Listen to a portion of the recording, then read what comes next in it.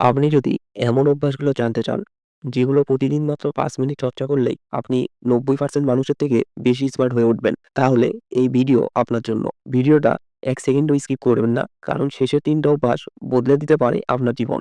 আপনি যদি নিজের উন্নতির পথে থাকেন, তাহলে এই চ্যানেলটা হবে আপনার প্রিয় বন্ধুর মতো। সাবস্ক্রাইব করুন আর চলুন আমরা মেধার সর্বোচ্চ সীমায় পৌঁছাই একসাথে। বই হচ্ছে জ্ঞানের খনি। প্রতিদিন মাত্র ৩০ মিনিট বই পড়লে আপনার ভোকাবুলারি, আইডিয়া আর ক্রিটিক্যাল থিংকিং ৩টি উন্নত হবে। পাশাপাশি আপনার কমিউনিকেশন স্কিল উন্নত হবে। সকালে ৫ মিনিট নিজের ভাবনা লিখলে আপনার আত্মচিন্তা, আইডিয়া প্রসেসিং এবং ফোকাস সবই উন্নত হয়। এটা হলো আপনার মস্তিষ্কের জিম। প্রতিদিন নির্দিষ্ট কিছু সময় ফোন থেকে দূরে থাকুন। এতে মনোযোগ বাড়বে, স্ট্রেস কমবে এবং আইডিয়াও আসবে দ্রুত। যেমন সকালে ঘুম থেকে উঠে ১ ঘন্টা এবং রাতে ঘুমানো যাওয়ার আগে ১ ঘন্টা ফোন ইউজ করবেন না। স্মার্ট মানুষ সবসময় প্রশ্ন করে, কারণ জানার আগ্রহী তৈরি করে গভীর জ্ঞান।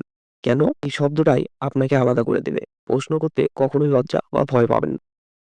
যখন আপনি কারো কথা মনোযোগ দিয়ে শোনেন, তখন শুধু জ্ঞান নয়, বিশ্বাস ও সম্পর্ক দুটোই গড়ে ওঠে। কারো কথা শোনার সময় চেষ্টা করবেন তার চোখের দিকে তাকিয়ে শুনতে। এতে করে সে ভাববে যে আপনি মনোযোগ দিয়ে শুনছেন। মাল্টিটাস্কিং নয়, আমাদের ব্রেন একটি সময় শুধু একটি কাজই করতে পারে। তাই একসাথে একাধিক কাজ করলে কোনো কাজই ঠিকভাবে হয় না। একসাথে একটি কাজে মনোযোগ দিন। এতে প্রোডাক্টিভিটি ও কাজের মান দুটোই বাড়ে। ইউটিউব, পডকাস্ট বা কোর্স, নতুন কিছু শেখার সুযোগ আজই হাতে নিন। ব্রেইনের প্লাস্টিসিটি বাড়ার এই অভ্যাসে পত্রিকা পড়লেও আপনি নতুন কিছু শিখতে পারবেন।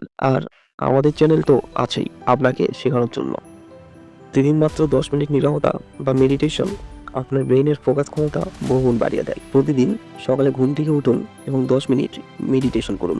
দেখবেন আপনার সারাদিনের ক্লান্তি দূর হবে এবং সারাদিন আপনার মন ভালো থাকবে। বুদ্ধিমান মানুষ ভুল করলে নিজেকে দোষ দেয় না, বরং শিখে।